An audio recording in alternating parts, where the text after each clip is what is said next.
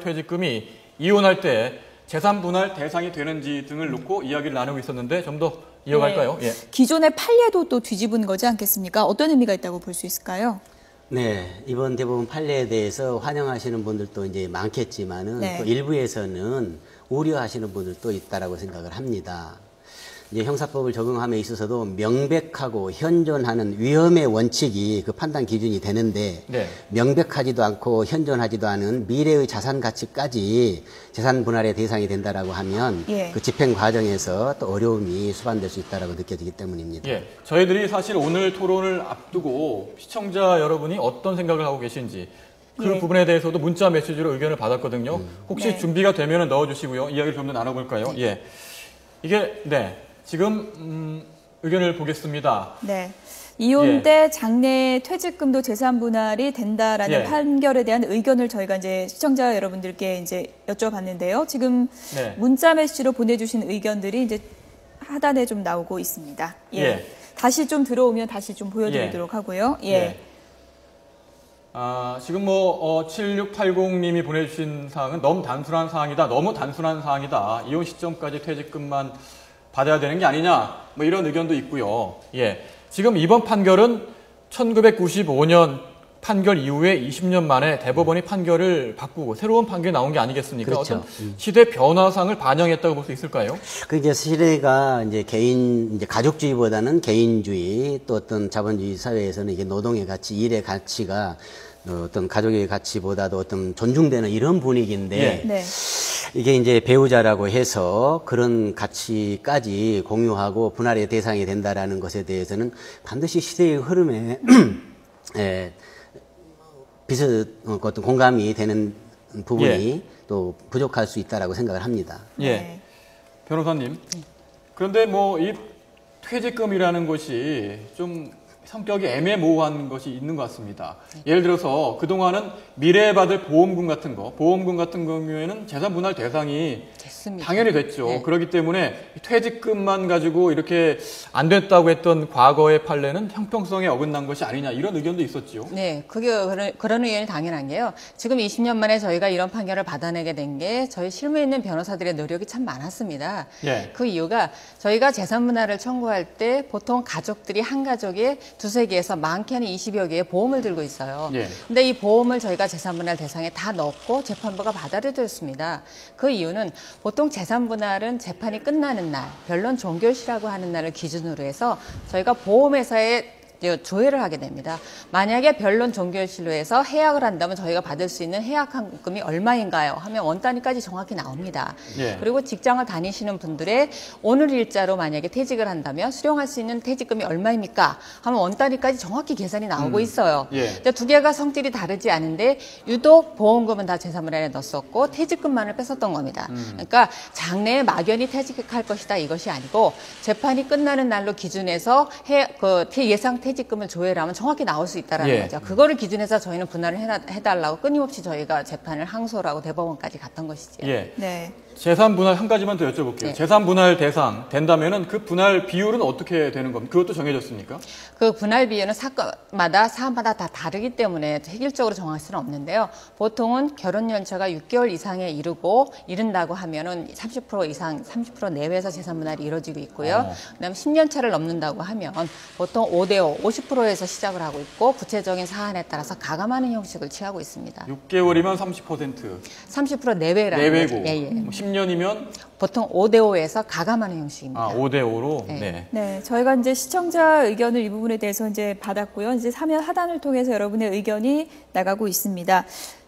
여러 의견이 들어오고 있는데요. 잘했다는 환영의 목소리도 있고요. 우리 사회의 이 자화상이 참 씁쓸하다. 이런 얘기도 있는 것 같고요. 임금의 한 부분이니까 나누는 게 당연하다. 또 이런 의견도 있는 것 같습니다.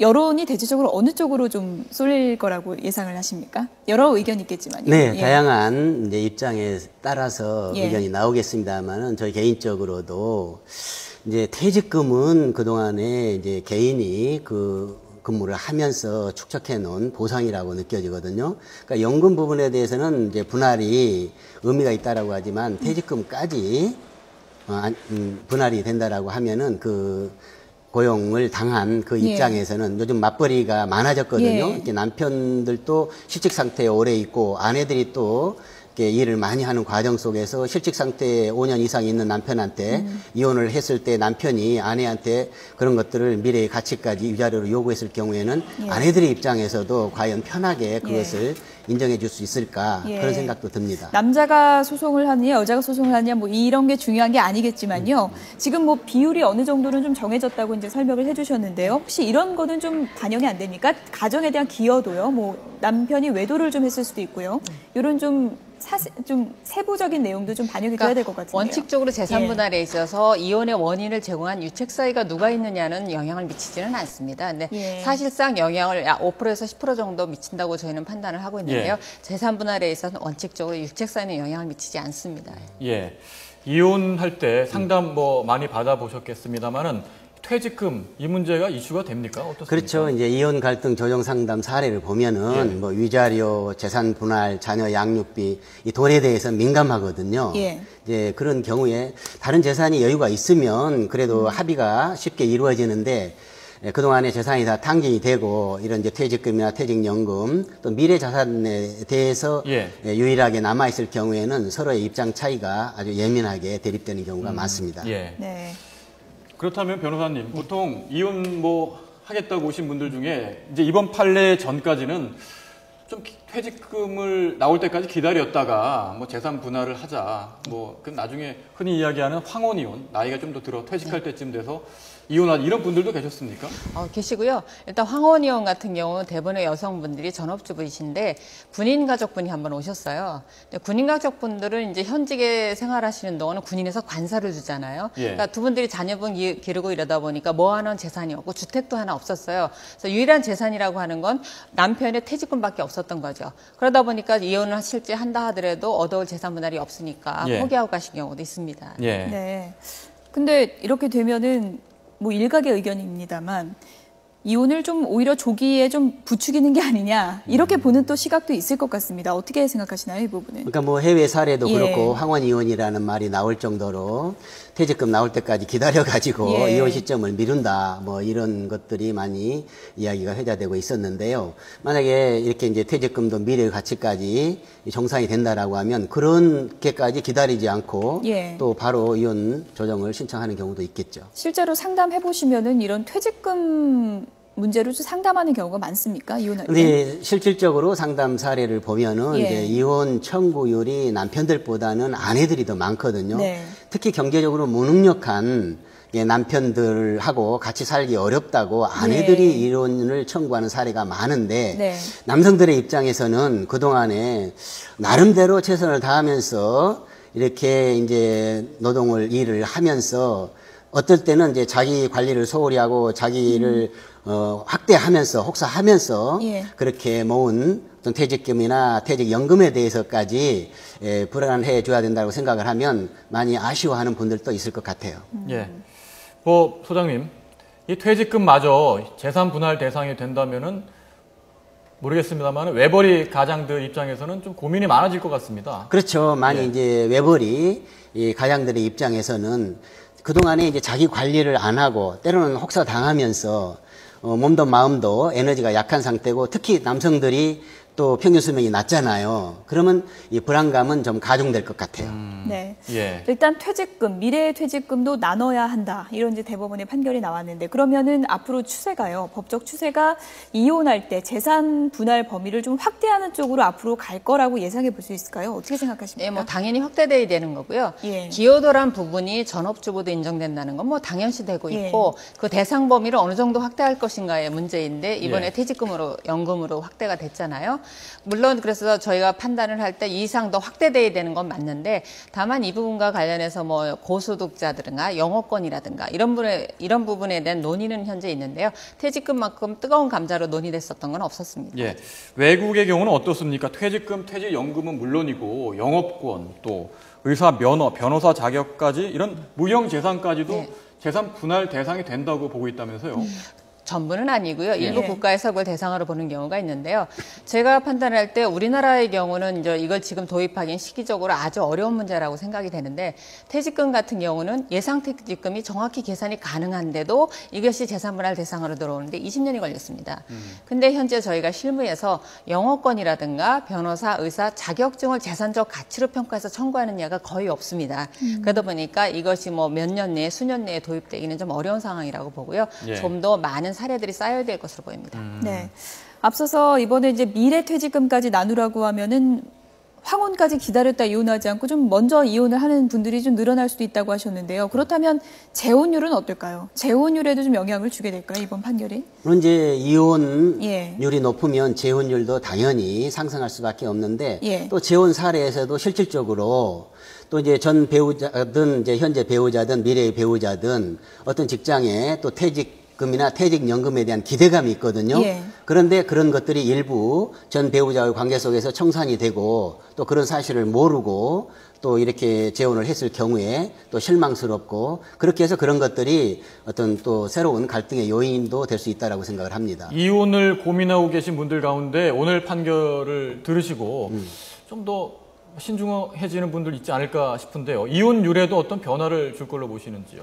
참 안타까운 게 저는 이제 부부 상담이나 가족 상담을 전문으로 하고 있는 입장에서 우리나라가 최고 수준의 이혼율, 또 최저 출산율, 예. 그리고 갈수록 이게 출산 연령도 초혼 연령도 높아지고 해가지고 혼인율도 굉장히 낮아지고 있고 가족의 형태도 굉장히 다양하고 있거든요.